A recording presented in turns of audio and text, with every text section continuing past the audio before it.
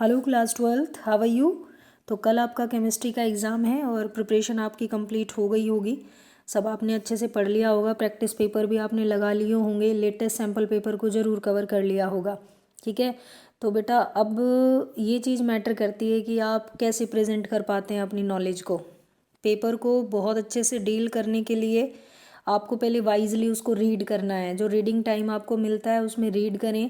MCQ questions का एक अलग ही फंडा है कि भाई क्वेश्चन पढ़ते पढ़ते आपका आंसर आ जाएगा।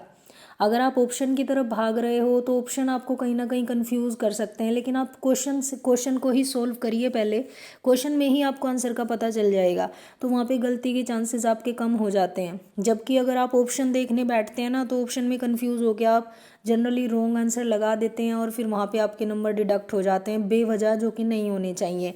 तो एमसीक्यू सेक्शन को अच्छे से डील करो आप लोग।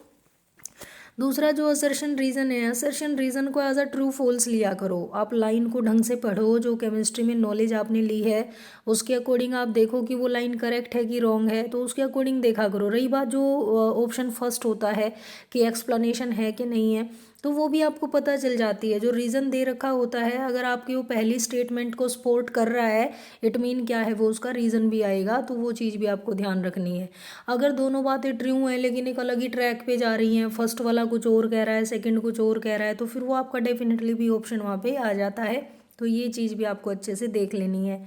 दूसरी बात ये है कि जो आपका पूरा पेपर होता है, चाहे वो 2 मार्क्स के क्वेश्चन है या 3 मार्क्स के क्वेश्चन है या फिर केस स्टडी है, तो जनरली क्या होता है कि डिवाइडेड होते हैं क्वेश्चन। 1 मार्क में पूछ लिया या फिर 2 मार्क्स में पूछ लिया, ऐसे करके दिया जाता है।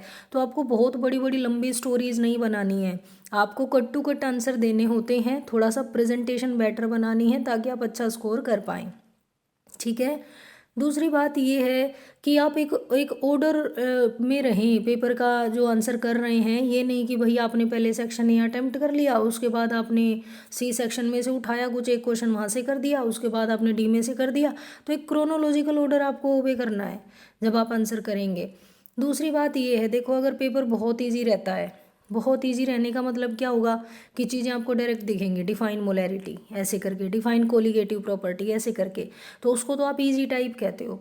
अगर थोड़ा सा मॉडरेट लेवल का पेपर रहता है तो मिक्सअप मिलेगा आपको कहीं जगह पे, लाइक बायोमोलिक्यूल चैप्टर आपको डायरेक्ट दिखने को मिल जाएगा, ग्लाइकोसाइडिक लिंकेज क्या है, ठीक है, या फिर प्राइमरी स्ट्रक्चर ऑफ प्रोटीन क्या होता है, या किसी विटामिन की डेफिशिएंसी आपसे पूछ ली जाएगी। ओके। और कुछ एक क्वेश्चन आपको इस तरीके का मिलेगा कि जहाँ पे एक पूरा बड़ा उन्होंने एक स्टोरी बनाई हुई है, एक स्टेटमेंट बनाई हुई है, आपको पहले उसको ढंग से पढ़ना पड़ेगा, उसको एक ऑर्डर में लगाना पड़ेगा, तब आपका आंसर निकलता है। पेपर टफ पेपर आने के चांसेस वैसे तो कम ही है, फिर भी अगर मिल जाता है तो टफ पेपर में क्या होता है, ऐसा तो नहीं है ना कि आपके सिलेबस से बाहर हो जाएगा। जस्ट क्या होगा कि जो लैंग्वेज होगी वो ट्विस्टेड होगी। जहाँ पे वो 3-4 सेंटेंस में आपसे क्वेश्चन पूछ जाता, वो वहाँ पे 3-4 लाइन यूज़ कर लेगा उसी क्वेश्चन को पूछने के लिए। और आपको एक बात और मालूम होनी चाहिए कि जो ये टफ लेवल के पेपर जो दिखते हैं ना, उसमें मोस्टली आपके क्वेश्चन के अंदर ही सब कुछ कह दिया जाता है, मोस्टली क्वेश्चन के अंदर कवर कर लिया जाता है, जस्ट कंक्लूजन के लिए आपके लिए टाइम छोड़ा जाता है। समझ आ गई बात। तो पेपर से डरना नहीं है, अब जो होगा बहुत अच्छा होगा। आप लोगों ने पूरा साल मेहनत की है, उसको कल पेपर में आपको दिखाना है, तो अब रिलैक्स हो जाओ। ठीक है, जो चीज़ें ऐसी लगती हैं कि मगअप करने वाली चीज़ें हैं, उनको अभी रिवाइज करो रात के टाइम में और फिर रिलैक्स होकर अपना पेपर दो। होप दैट कि सब कुछ बहुत अच्छा होगा। ठीक है बेटा, और ऑल द बेस्ट आप सबको आपके एग्ज़ाम के लिए। कल आप अपनी फीडबैक देना कि आप कैसा पेपर करके आए हैं। Thank you so much.